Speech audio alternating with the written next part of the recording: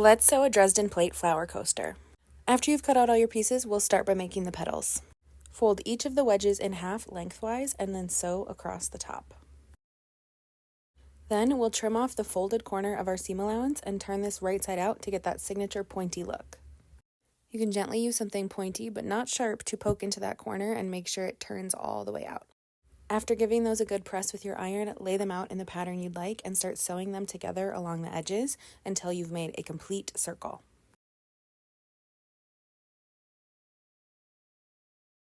Now it's time to make our quilt sandwich. Start by basting together your backing, batting, and top layer, and then quilt as desired. Now we'll just trim off all that excess backing and batting. Now it's time to add our flower applique. I used some basting spray to hold it in place and then stitched around the entire perimeter with a straight stitch. Our gorgeous flower isn't complete without its center. Heavily starch your fabric and then gently press those edges in around your pattern piece. Now when you turn this over, all of the edges will be finished and you can stitch this onto the center of your circle. The last thing we need to do is add our binding. Sew all of your binding strips together and then press that whole long strip in half lengthwise. Leave a little tail at the beginning and then start attaching this to your coaster.